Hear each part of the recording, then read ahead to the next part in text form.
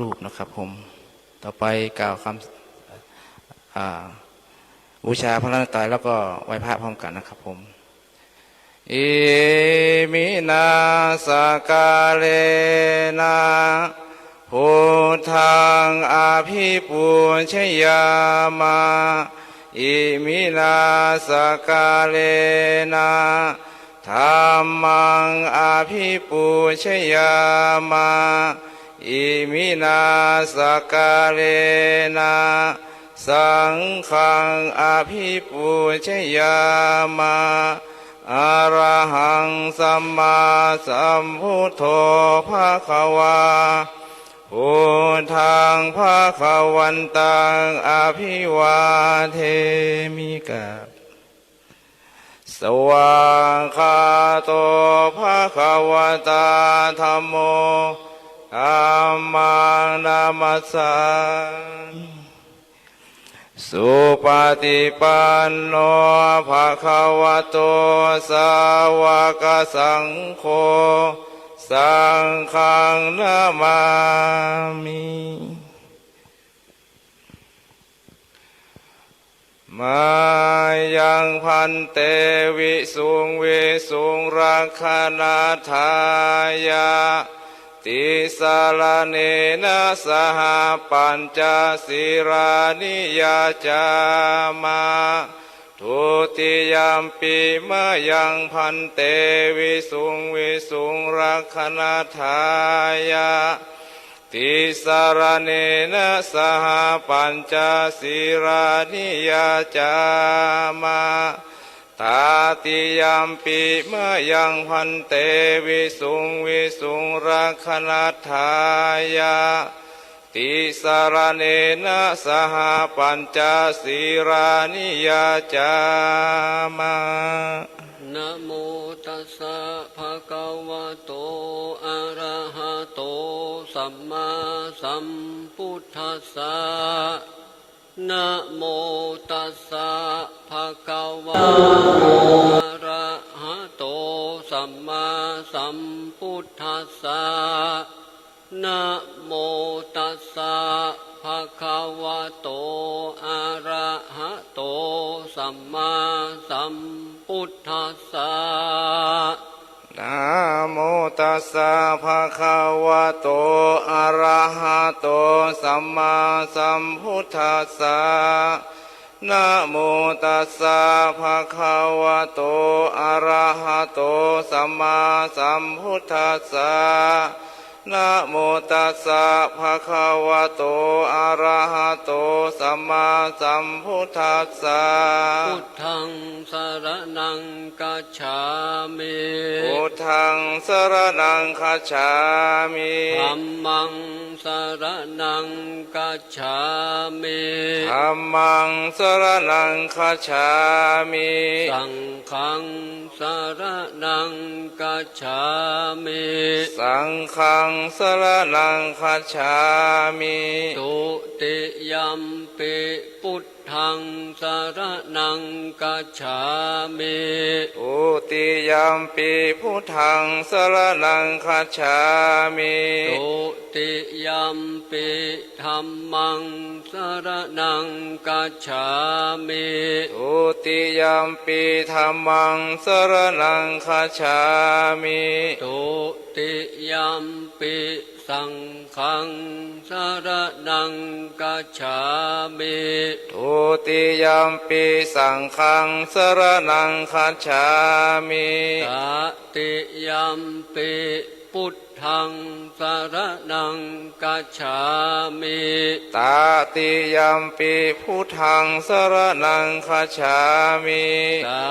ติยัมปิธัมมังสรณังกัจฉามิต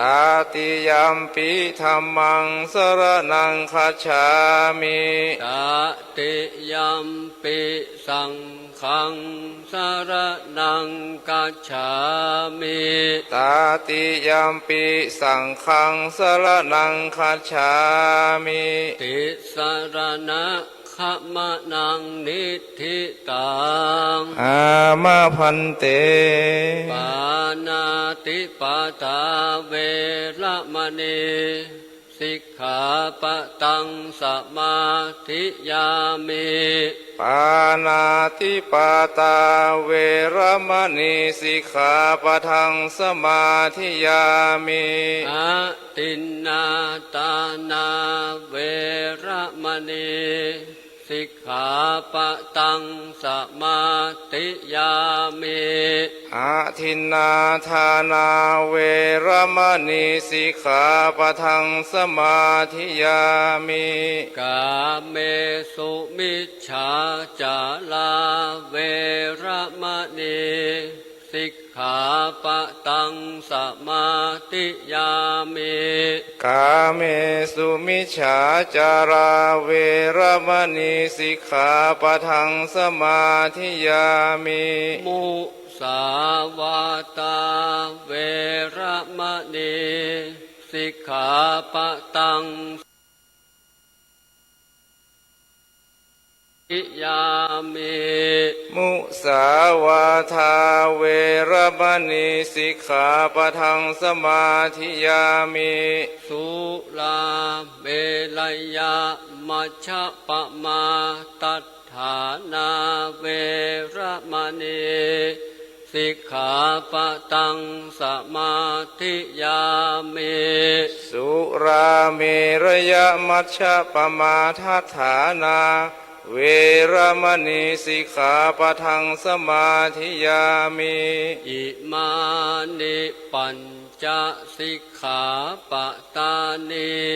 สีเลนะสุขติยันติ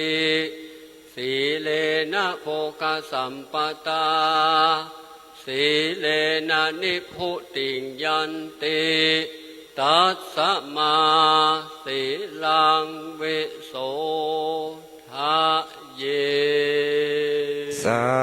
ธุสาธุสาธุ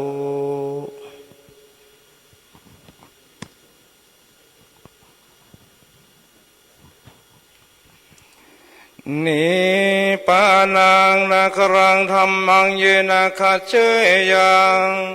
บันดิโตตังโนมัคคังอุทุสิตุงธรรมมุตตมังอนุกัมปิมังปะชังอลาธนังกะโลมา ขอพระนมมือ10 นิ้ว ย่อยกขึ้นตั้งวางกิ้วไก่เกษาสักกะละยังพระรัตนแก้วเจ้า3 ประการ อันหมายมีองค์พระปฏิมาเป็นประธาน ในวิหารอันวิจิตรอันเป็นวิมานแห่งเทพเทวดาและมนุษย์ทั้งหลาย และในโอกาสของกาละในวันเวลานี้กับผมในนามพระสงฆ์องค์แสดงพระธรรมเทศนา ขอนอบน้อมสักการะบารมีธรรมหลวงพ่อพระครูสุเมธธรรมเสวีเจ้าอาวาสวัดม่อนฤาษีซึ่งท่านได้มาโปรดเมตตาเป็นประธานในงานปฏิบัติธรรมเข้าลูกขมูลกรรมทุดงควัตรณทานันตระอันวิเศษวัดควงแก้วอารามวัดม่อนห้วยแก้วแห่งนี้ตลอดถึงขอน้อมแสดงความนับถือบูรพครูบาอาจารย์พระเถระพระมหาเถระอนุเถระตลอดถึงสามเณรและครูบาอาจารย์ทุกท่านและในโอกาสเวลานี้ขออานิสงส์แห่งความสุขอันเกิดแต่ทานศีลตลอดถึงบุญกุศลอานิสงส์ในการเจริญสมถะภาวนาบำเพ็ญบุญเกิดขึ้นในงานอันสำคัญของคณะสงฆ์อำเภอดอยหล่อตำบลดอยหล่อแห่งนี้และขออานิสงส์แห่งธรรมดังที่กับผมอาตมาภาพ ได้อาราธนามาเทศนาเป็นแบบพื้นเมืองเหนือตามจารีตโบราณที่ครูบาอาจารย์ที่ท่านหลวงพ่อท่านพระครูกัลยาณประโมทท่านเจ้าอาวาสวัดม่อนห้วยแก้วตลอดถึงผู้ใหญ่บ้านคณะกรรมการวัดและพ่อแม่พี่น้องศรัทธาและแขกผู้มีเกียรติทุกท่านได้ร่วมกันตั้งใจมากระทำบุญในงานเข้าลูกขมูลกรรมธุดงควัตรคืนนี้ก็ถือว่าเป็นคืนสุดท้ายและเก้ากับผมอาตมาภาพก็ได้นำเอาพระธรรมเทศนามีชื่อว่าหอยให้มาเทศนาเพื่อกับท่านทั้งหลายท่านสาธุชนทั้งหลายได้สดับฟังแต่ละครูบาอาจารย์ท่านก็คงได้เคยเทศมาแล้วตามระบำหรือว่าเนื้อหาสาระธรรมหรือภูมิในการร่ำเรียนศึกษาแต่ละตนแต่ละองค์ในคืนนี้กับผมอาตมาภาพมาจากสำนักสงฆ์ม่อนปูอินตำบลยางคลามอำเภอดอยหล่อของเฮาม่อนเหมือนกันเนาะแต่กี้ท่านอาจารย์พิธีกรท่านก็ว่ามีที่นี่2ม่อนแล้วม่อนฤาษีม่อนห้วยแก้วมาแถมม่อนหนึ่งเป็น3ม่อนม่อนปูอินและในโอกาสนี้ก็เพื่อบ่ให้เป็นการเสียเวลากับครูบาอาจารย์และพ่อแม่พี่น้องศรัทธาผู้ใฝ่ซึ่งวัฒนธรรมประเพณีอันดีงามคือมีการได้มาร่วมสร้างบารมีได้มาสวดธรรมวัดนมัสการก็ดีเจริญสมาธิภาวนาแผ่เมตตากรวดน้ำในการที่พระสงฆ์ครูบาอาจารย์ท่านได้มาโปรดเมตตามาร่วมกันเพื่อสิ่งที่ทุกท่านได้ยินได้ฟังทางสถานีวิทยุก็ดีในบัดนี้ทุกท่านที่ได้มีเวลาก็มาร่วมกับครูบาอาจารย์ประพฤติปฏิบัติขัดเกลาจิตใจให้เกิดเป็นบุญเป็นกุศลถือว่าคืนนี้ก็ถือว่าเป็นคืนสุดท้ายและกับผมอาตมาภาพก็จะเทศนาธรรมตามที่ได้ครูพักลักจำกับครูบาอาจารย์มาส่วนเนื้อหาสาระธรรมหรือว่าการเทศธรรมผิดพลาดด้วยประการใดก็ขอสุมาอภัยกับครูบาอาจารย์ตลอดถึงพ่อแม่พี่น้องศรัทธานักศีลนักบุญทุกท่านแขกผู้มีเกียรติทุกท่านไว้ณโอกาสนี้และในลำดับต่อนี้ไปก็ขอให้ทุกท่านได้ตั้งจิตอันเป็นกุศลสดับฟังพระธรรมเทศนามีชื่อว่าหอยให้ในโอกาสกาลบัดนี้นะโมตัสสะภะคะวะโตอะระหะโต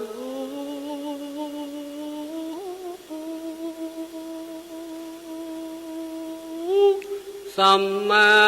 สัมพุทธัสสะ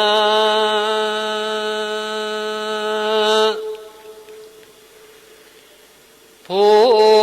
ทธันจะธัมมัญจะสังฆัญจะรัตนังอะหังวันตามิสัพพตาขมันตุเมสัทธโบดุกาลาสัมปุเลสะตั้งหลายนิยายห้องนี้จักเก่าจีแก้ไขยังทำดวงใสคือเก่าจักไขเล่าแต่เมินมาในอาทิตกาลนั้นนึกแก่ล่วงมาแล้วแต่ไปหลังอันเสิบมาตั้งแต่เก่าเมื่อพระพุทธเจ้าตนครูตน นสัพพัญญูชื่อวิปัสสีพระมุนีเตสนาธรรมสั่งสอนโลกคือความโอกสงสารเธอถึงเวียงนิพพานเกี่ยวกู้เป็นนายนโมสัตว์และคนและปวงปุถุชนน้อยใหญ่จุมอังไฟสมปานอาทิตการเหมือนมากคนและเทวดาอยู่เฝ้าหากปูจาตนพระพุทธาอยู่เก่าเมื่อตนเจ้ายังโพดสงสารเหิงเมินนานสลัมนานนักความอาทิตายามนั้นยังมีรัฐาเมืองใหญ่ฝูงหมู่คนอาศัยอยู่ยินดีเพราะลาดบ้านคนมีหลายหลากคนอยู่มากลงหลายคนปันปวงใหญ่น้อยใหญ่ตุกผู้ไฟยินจมหากเป็นเมืองอุดมสุขมากฝูงหมู่ภายลาดสุขไหลอยู่สุขสบายเตียงเก่าตุกคำเจ้าแรงง่ายบ่มีอนตรายมาคนขิงเป็นเมืองยิ่งอุดมสุขเกษมมากนักก็มีแลอาทะเศรษฐีจะพระลิญาจะขามะนิเวสนังทานนาทิทันติในกาลยามนั้นยังมีเศรษฐีผู้บาปใบและนางเตรียมใจตนมีใจบุญเวกรรมเศร้าพมโดยลูกเต้ายิงใจอยู่เตรียมใจกับพ่อแม่ใจบ่ได้พายแพ้อย่าไปอยู่ที่ไหนส่วนทรงกาไว้เศรษฐีกึดบ่ดีเที่ยวลูก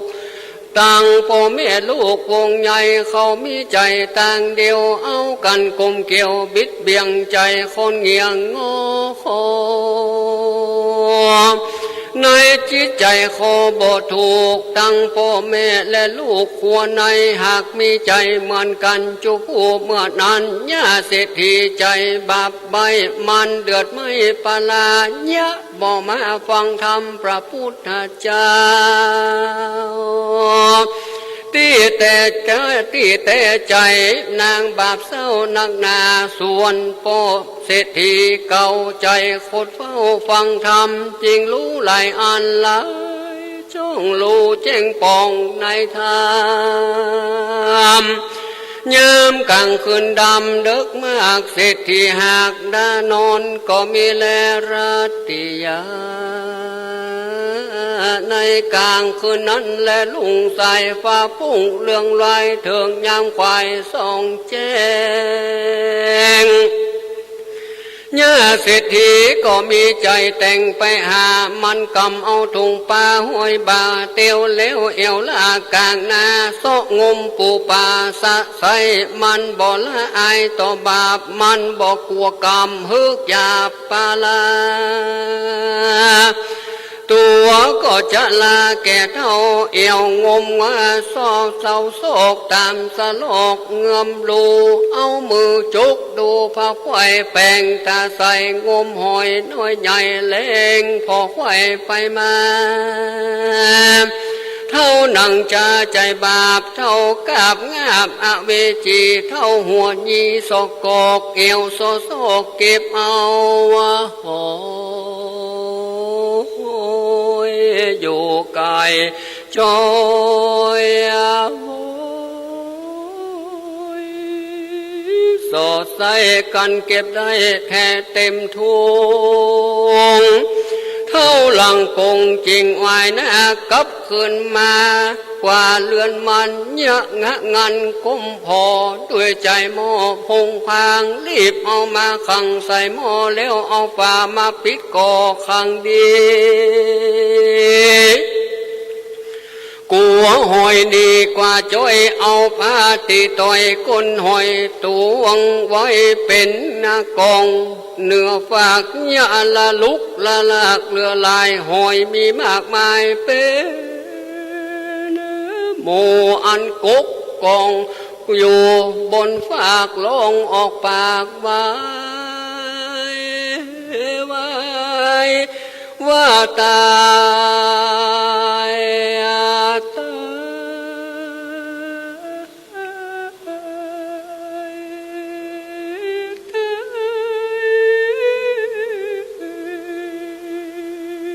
เป็นหมู่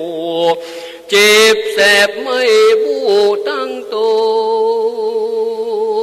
วเป็นตุโขยิ่งลำอัญญาเศรษฐีมาคำเขือกกก้นตุกยิ่งล้นดาตายญาผีพายสั่งมาใจบาปมาเตกขนาบเข็นข้าคือความน่าโสมละนาฝูงหอยนาที่อยู่ในน้ำตุกก็มาซ้ำทุ่มทองน้ำตานองสะใสจริงกาไว้และบนขอว่าโอ้ยโอ้ยโน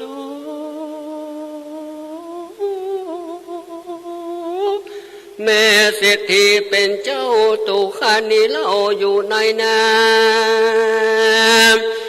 บ่ปองได้มาพิษกับไผ่จักยาจักเตียวไปตั้งใดก็มายินยากเต้าเอาหน้าผากทะแลดินเป็นอาจินบ่ขาดเอาก้นชี้ฝากฟ้าเอาหน้าทะแลดินอาหารการกินก็มายินลำบากกินแต่ซากไข่ดินตั้งซากเน่าใบไม้และหญ้าเน่าบ่ได้มัวเมาเอวลาโซสดกว่ากินของคนจิตบ่เววนต่างบาปกาเต่าเอาคนจียาฟ้าเอาหน้าทะแลดินก็หันยินมีแต่หมู่หอยบัดนี้แม่เศรษฐีป่วยบ่อินดูสั่งบ่มูโตหมู่ข้าน้อยสัตว์อันเป็นหอยนี้เล่าจ้าบัดนี้ก็ยังว่าจักเอาเก่งกินพอดูตินก็หาบ่ได้ทุกอยากไล่เมื่อยามเตียวเป็นดังลือผู้ข้ามาข้ามีตินก็จักเอากันเล่นนี่บินไายกว่าเหตุภัยยะลามาถึงตนตูข้าอาสลัยอยู่หนน้ำในนาก็เยี่ยวว่าชื่นบานนาใจบ่ได้ไปเกิดควางบ่เติกหนตั้งเตียวไตแห่งคนยิงใจใดโลกใต้บัดนี้แม่เศรษฐีป่วยมีใจละหัดมากำจัดโศกโศกของกินลำในโลกกามีมากนาพับแผ่บ่ใจมีแต่หมู่หอยฝูงจัดด้วยก้นจีฟ้าเอาเก็ดหน้าเตียวดินอาหารดียินลำบากมีแต่มีมวลมากลงไหลบ่ใจมีแต่หอยดำเต้าอีและแม่เศรษฐีเจ้า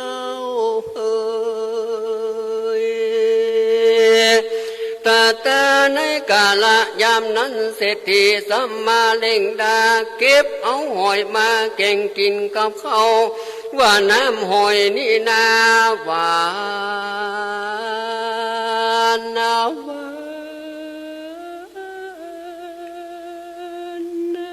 กินล้ำลาย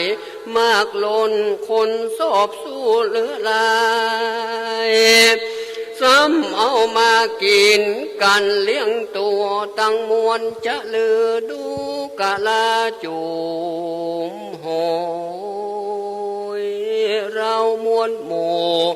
อันยังอยู่ในแผ่นน้ำวันนี้เราพร่ำยินจักตายชีวิตเสียงวำวายวินาศดับจิตขาดมือ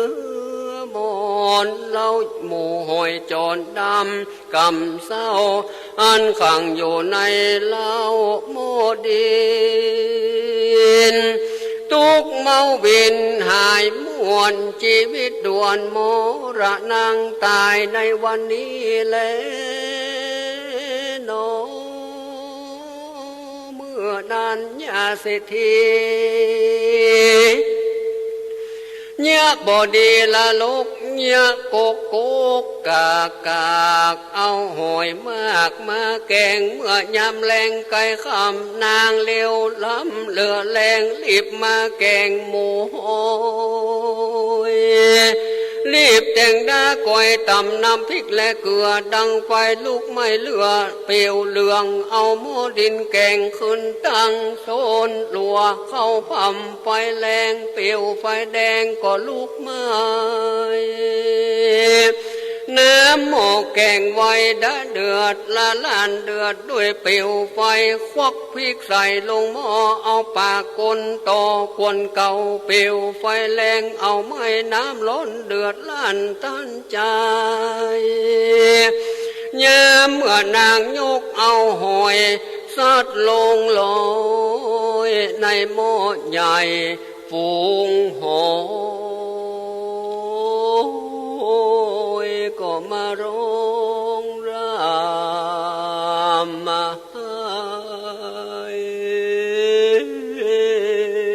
ว่าวอนนะขอ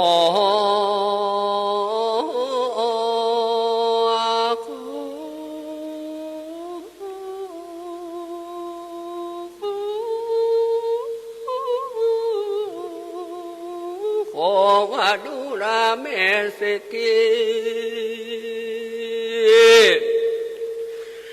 ตูนี่นาเจ็บปวดจากดาลวดติ่งตายขอแม่นายเป็นเจ้าจงไว้ชีวิตลูกเต้าหมู่ข้าแด่เตอะส่วนยาเศรษฐีมันก็บอกฟังกรรมยกเอาหอยตกตำลงหม้อแกงน้ำล้นแรงเดือดสั่นกันแกงสุกแล้วก็แต่งห้างยกมาตา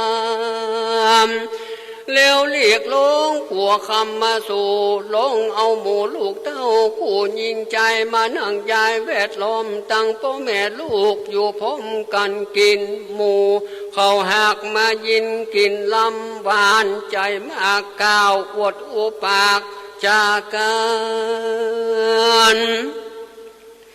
ว่าหอยนี้ลำแต่เล่าวันผูกข้าบเจ้ายามไงจุงเนื้อคงควายแกงกินแถมเด้อแม่เฮ้ยยามเมื่อเศรษฐีและลูกเต้ากินข้าวอิ่มแล้วก็มาจะเจ้าอวดอูจะกันเสียงมวนนั้นตัวห้องเป็นกำปากแต่งต้องเดียวกันอูจะลายนั้นทวนทีแต่งอุบายดีลายลำถึงยามค่ำกลางคืนนางแม่เศรษฐีก็เนื้อแป่งตัวดีอ่อนน้อมมานบยำ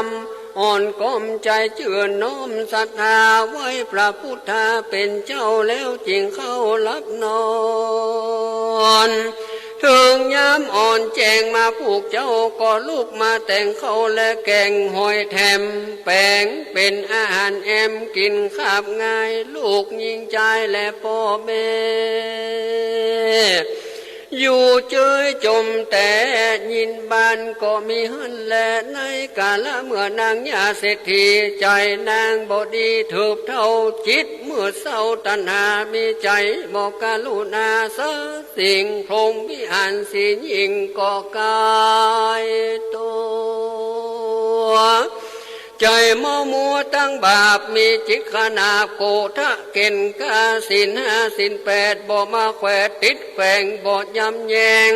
โยมเยายังหมู่เท่าตานายชื่อว่าได้เป็นนายเศรษฐีเข้าของมีเลยกูใจนั้นกดเบี้ยวเบี่ยงจิตความเงียงใจปาลา ตาในกาละยามนั้นยังมีใจผู้ยากไรอนาถาอยู่กามาเขตห้องพระเทศตองบ้านนอกอยู่ในขอกริมเวียงทุกขโตใจทุกไรขึ้นใจผู้นั้นอยู่ทุกขเวทนาบ่ขาดเอี่ยวไหลลาดหาไม้และลัวมาคายเลี้ยงตัวบ่ขาดเป็นอาหารขาบเข้าและง่ายทุกคำเจ้าแล้วคงฝ่ายเศร้ากิน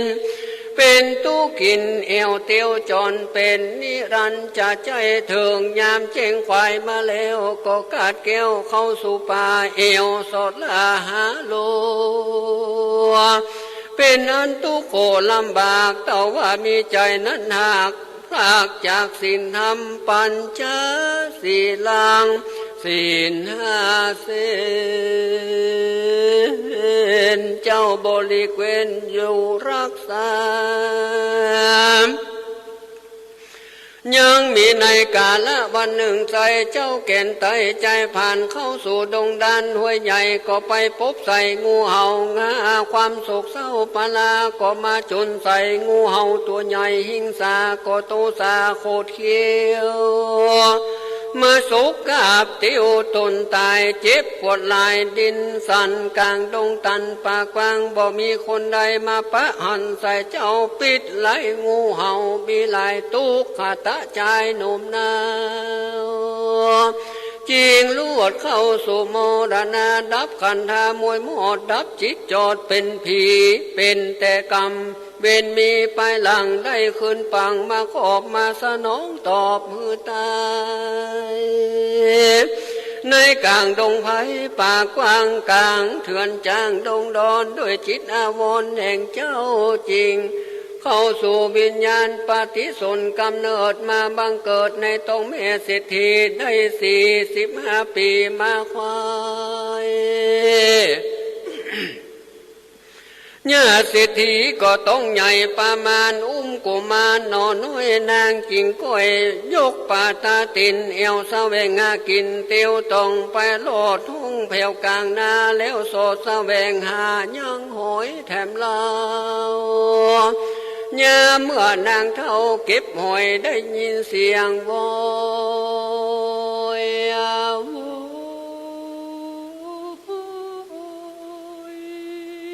เกิดในต้องเป็นเสียงร้องมาจากต้องแห่งนางเสียงนั้นค้างแหบไม่ฟังแต่ใส่กับหูก็ดูมาจากต้องนางจริงสังเงียงหูดักฟังดูทนทีก็ได้ยินดังมาแต่ในต้องภูมินางก็มีแลในเมื่อนางเศรษฐีได้ยินเสียงไห้เฮงเด็กน้อยใหญ่ในต้องประมาณนางก็ยินสังกาใจบ่อน้อยนางจิงก้อยไหวหน้าขึ้นมาสู่ขาวาเรือนแห่งห้องส่วนเสียงลูกให้ในต้องก็ลวดดักเสียนางญาเศรษฐีกันว่ามาโลดแผ่วเลือนมันก็จะเสียงนั้นกล่าวตันแก่เจ้าบ้านคนเลือนว่าเจเจือนไปไหนเสียจ้าบ่อยู่นางจิงรีบไปเอาหม้อตองปากบินปองเอามาขังยังหอยนาฝูงใหญ่อันนางเก็บไว้นำมาเมื่อตะวันแดดไม่ล้นแต่ใส่หนักหนายามนั้นหมู่หอยก็มาร้องตานและร้องล่ำให้ออกปากไว้เป็นกำโคน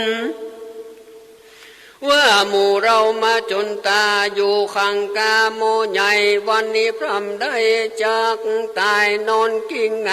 เสียงขาดย้อนว่าผีพายบาปเปิงเป็ดเนี่ยดังเพศมาแต่งซ้ำยับมาขังไว้อยู่ในโมตั้งใจต่อกลางจานมายินผ่านใจลำบากกันบ่วันนี้ก็วันพวกหมู่เราจะถูกเอาเก่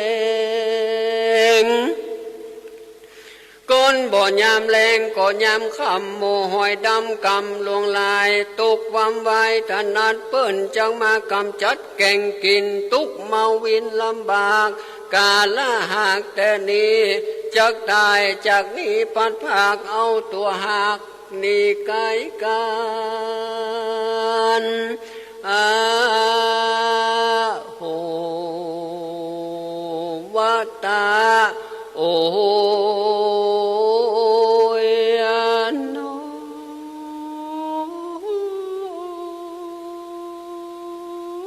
จุงเอากันอยู่ก่อนเตอเนอพ่อปิตามารดาพ่อแม่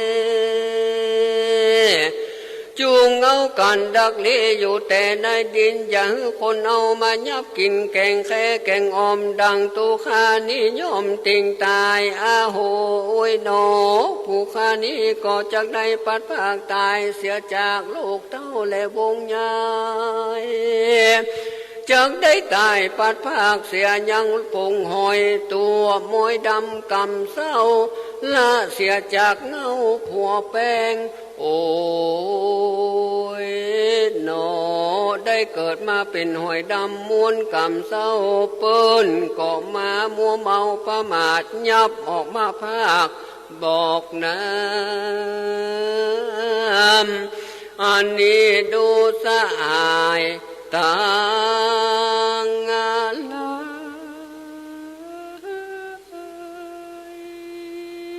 ไรวันนี้นะเลยล้นลาย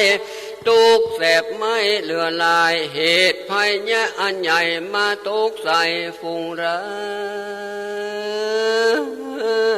หอยนี่นะรอมถนัดบ่ใจไปลักของไผ่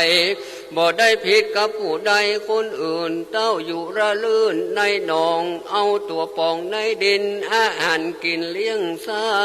ยก็กินแต่ใบไม้อันเน่าและมูลไข่เก่าแก้มดินชีวิตอินทรีย์เลี้ยงปากบ่มีผู้ใดอุปถากเลี้ยงและลุ่มลาเอากันเอวหาสอดใส่ตามที่ได้มีมาบ่ได้คำขาเบียนตูดปูงหอยโสดอยู่ตามธรรมหากินย้ำแรงจูมือบ่ใจว่าคนหาซื้อแลกคือมายื่นหื้อปั่นกินได้การว่าหันหอยลายตัวหมนก็ป่วยว่าใครฆ่าแกงสั่งบ่ย้ำแยงมาลากซาคนบาปกล้าทำสั่งบอกกลัวเว้นกรรมตอบใส่มาขอบคายคืนตนและลือสเปมนุษาดูการาคนต่างอะไรดังน้อยใหญ่แม่นผู้ใดได้เอาตูข้าได้พรากหน้าเสียกันตัวไผ่ตัวมันจุงก็ดูทีหมู่ตูข้านี้บ่ได้ผิดไผ่คนใดจักมีใจมาล่วงเกินกว่าบ่อินดูหมู่ข้าตัวหอยน้อยและดำอันมีเป็ดม้อยดำกำเศร้าโปยมาผูกเอากำประมาทเอามีดมาฟาดปาดก้นแหลมวังเอาแกงแค่ดังอันฝูงหอยนี่นั่นแลนะจังมีอายุติคาสั้นมินจังได้ดินว่ำวายคือได้เอาตัวตายนี่พลากคือได้ปนพลากเสียกันตั้งฝูงปงปันพี่น้องตั้งเปื้อนปองสะอายคำตั้งลำนำเปื้อนปองภาคจากพี่น้องและอาเพื่อพลากเสียยังปิตาและมารดาพ่อแม่ตั้งเจือชาติแก่เมืองโมนได้ภาคจากข้ากูลเดียวได้เพื่อพลากเสียยังจุมหมู่อันเคยอยู่ร่วมกันมาพลากจากสหายมิตรเสียวเพื่อได้อยู่เปี่ยวเองได้เพื่อได้พลากจากเสียยังยิ่งใจและลูกเต้า ได้พรากเสียตั้งยังกู้อันเคยอยู่ผัวเมียได้พรากเสียยังเชื้อเผ่าอันเป็นเก่าเงาวงชาติได้ขาดตามติดแม้นว่าจับไหนพิษก็พิษติดไหนก็หายกว่าจอยก็เหตุได้เอาหอยดำมีมูลกำกี้จากพลากเสียกันไปเหมือนป่ายป่วยใบกิ่งไม้อันลมใหญ่มาปัดไขว่แม่นผู้ใดและได้ตุกได้โผดโยยุกโตดหอยดำเอามือตำปล่อยไว้ขอได้ปูนโศกสัพพโลกและโลกาอย่ามีพยามาตองในแห่งห้องสันดานเจตนาบานมาติด8ข้องได้มีพี่น้องวงศามีสุขนานามากหลวงหลายมีลูกยิ่งใจสืบเชื่อก็จุงเอาเครือลักแป้งกันมีผิวพรรณขาวผ่องวันหน้าผ่องงามดีอายุมีหลายเตี้ยงบ้านอย่าด่วนสั้นปันตายอยู่สุขสบายเตอเนอเจ้าตางอะไรขอบุญกุศลหลายที่ได้สร้างและได้ปล่อยเว้นว่างยังกรรมตากาเลในกาลยามนั้นเสียงหอยก็มาร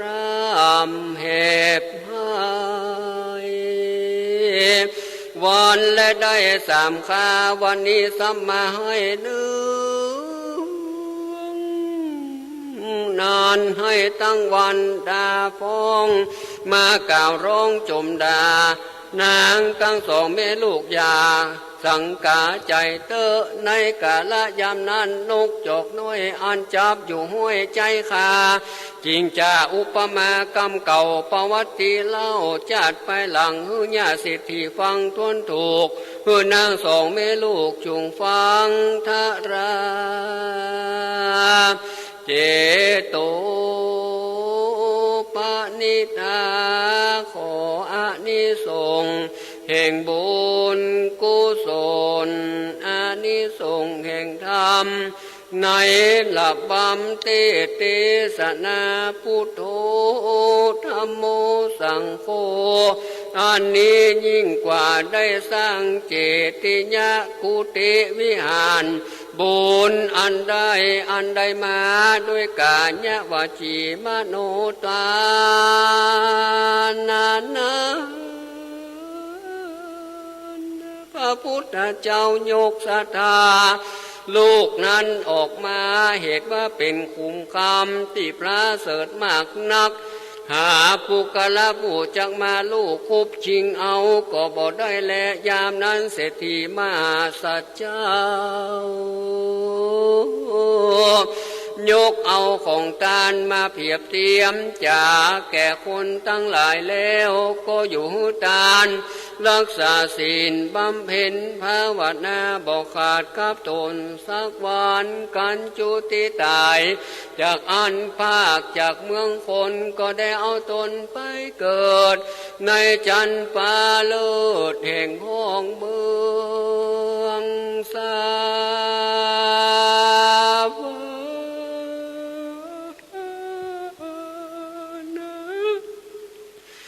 ดูกะลาคนยิ่งใจตั้งหลายอนุใหญ่หนุ่มเท่า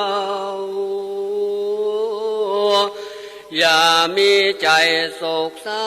ปาลาในตัณหากิเลสมีจิตเจตนาจวนกันได้จำศีลภาวนาทุกข้ามเจ้าก็เตียงจากได้เข้าสู่เวียงแก้วโยดมหาเนรปานที่แล้วโดยอานิสงส์บุญกุศลอันใหญ่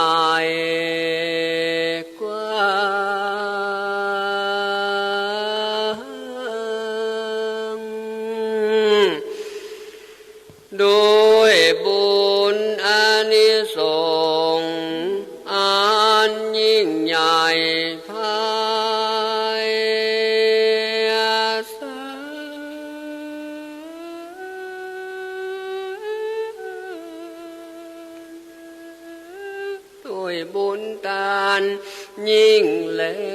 วอานิสงส์ผ่องแผ้วแห่งพระธรรมอันนำเทศนาบรรยายให้ท่านทั้งหลายได้รู้เหตุห้องทำเทศต้องเรื่องโหยได้ทุกขเวทนาล่องลอยก็พากันมาร้องเห็บหายบุญกุศลต่างอะไร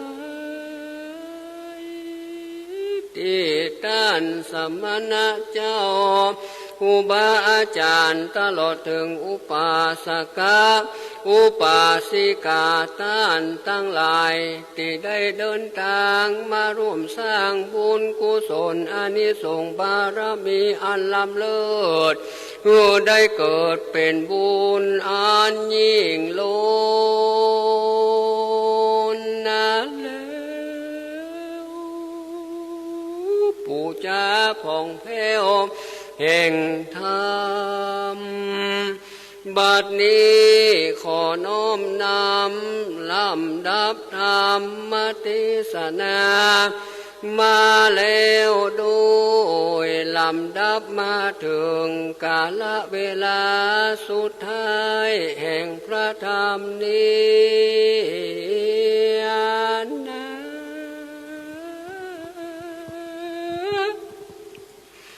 ตามบทบาทภาษาบาลีเนื้อหาธรรมมียิ่งแล้วด้วยลำดับนี้ไปของท่านทั้งหลายอนุโมทนาบุญผ่องแผ้วใสเรื่องงามลำดับธรรมเทศนามาโดยพระ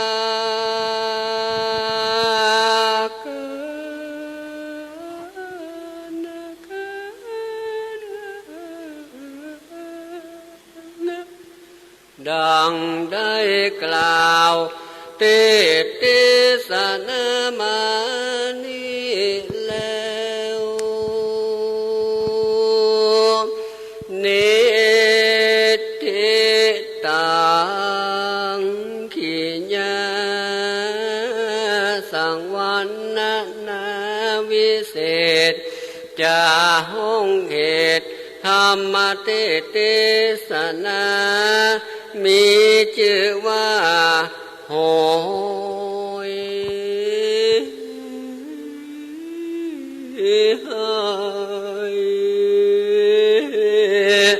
ก็รับฟังกันเป็นที่เรียบสมเด็จเสด็จสาธุสาธุสาธุทุกท่านได้ฟังธรรมเทศนา เรื่องหอยให้จากท่านพระประหลัดภพสังวโรสำนักสงฆ์ม่อนปูอินตำบลยางคามอำเภอดอยหล่อจังหวัดเชียงใหม่ได้รับฟังกันเป็นที่เรียบร้อยต่อไปจะเป็นการประเคนการเทศน์ก่อนที่จะเจริญพรเชิญตัวแทนคณะเจ้าภาพได้ประเคนการเทศน์นั้นขอเจริญพรเชิญพ่อหลวงทรงอินตาเปียได้ประเคนกันพระพุทธขอเจริญพรได้ประเคนกันพระพุทธก่อน